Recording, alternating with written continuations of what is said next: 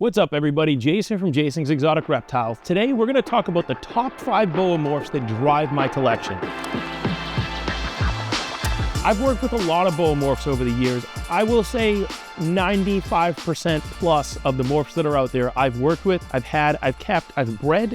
But now we're going to talk about the top 5 that I think I built my whole collection around, or at least driving me into the future in 2025. I will do a disclaimer that this list may change over time, but these are the ones that I think are timeless and are always going to be here. Whether they're in my top 5 or not, I don't know, but we're going to rank them right now. So they're in no specific order, but I have to put Mayan as number 1. So Mayan itself is just this amazing morph that I built my foundation on. Now, the Mayan boa started with me. I've been working since 2010. It actually started with Kevin McCurley. I'm still trying to figure out the intricacies. This specific male right here is a super Mayan. Something you'll notice with Mayan is that they are extremely small. So this is a 3 or 4 year old male, very, very tiny. He's already bred for me a couple of years in a row. He's just a small boa. So Mayans themselves are dwarf. At least when I've got them, they were kept pure. Supposedly they're from Yucatan Peninsula in the early 2000s when Kevin got these boas in. The morphs and locales really didn't matter. People were going for morphs. There was really nothing too special about the base Mayan morph when he got them. They look like pretty Central American boas, to say. But as I kept breeding them, more and more weird stuff came out, like this animal right here, who I've been able to duplicate multiple times through pairings. So that makes me believe it is an incomplete dominant trait. I still don't know all the things about it, but for me, it's just a really fun project. It could be polygenic. I doubt that just based on what I'm seeing in the litters that are coming out. But an awesome morph, if you're interested in something that's new and potentially game-changing, then Mayan might be something to look into. This is where I've built a huge component of my collection around, specifically because they're so small. If you're looking to learn more about Mayan and what the Mayan morph is, go check out the video I made. I'm going to put a link to it right here. Number 2 on my list, and as I mentioned in no specific order, but I'm going to show you a sharp albino. This is specifically a purple sharp sunglow. So sharp albino, well, purple sharp albino, which is pretty much the same thing as sharp. It has more hues of purple to it, and hypomelanistic in the same animal. I believe this is also a jungle as well. I'm just looking at it. It has a lot of nice pink around it. So why I think sharp albino is so versatile is it has strong genetic roots, and a lot of the sharp stuff was kept with some really good quality animals, where there's some really nice ones out there, and then there's some that just got muddied up over the years. So you can have an albino that looks great, but over time it starts to drain its saturation. Sharp albinos usually tend to keep their pattern longer and keep that crisp look to an adulthood. Doesn't necessarily mean it's going to happen, but why I think they're in my permanent top 5 is the versatility of sharp albino. And I've said this many times. I had a paradigm, parahet, paraglow video, and really what the value is that sharp is a little more versatile than Cal. They make these really awesome adults as they grow, but I can also breed this with Boa and Carmel. I can breed it with Paradise. I can make all kinds of different stuff with the same animal. So it's a little more universal than just a straight Cal albino, which I'm stuck with Cal albino. Nothing wrong with that at all. I do have Cal albinos, but if you said you have to pick one line of a tyrosine negative or T negative albino, I would pick sharp for that main versatility reason. Beautiful animals, and I think I had to put them in my top 5. Number 3 on my list just has to go to blood. Now, I like blood. If you guys have followed me, you know that blood is definitely up there and something I'm working with.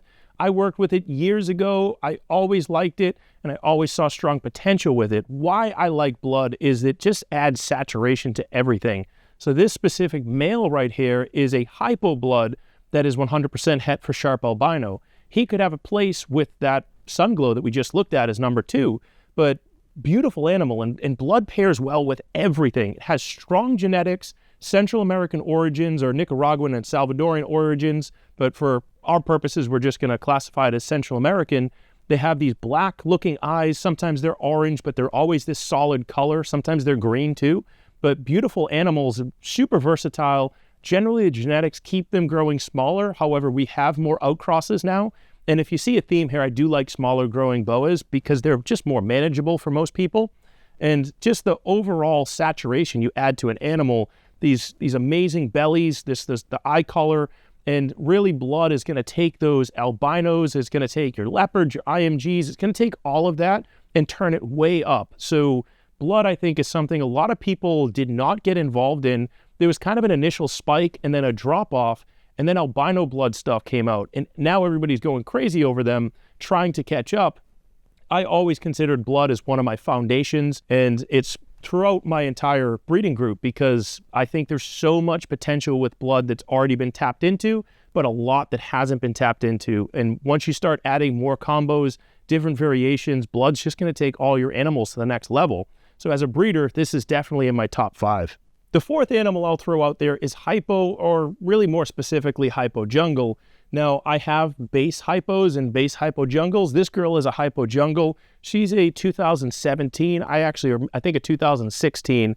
I made her in 2016, and she was just this super cool green coloration. I had to keep her, but absolutely amazing animal. The jungle's throwing that pattern and is throwing a really cool head stamp and some really pretty eyes.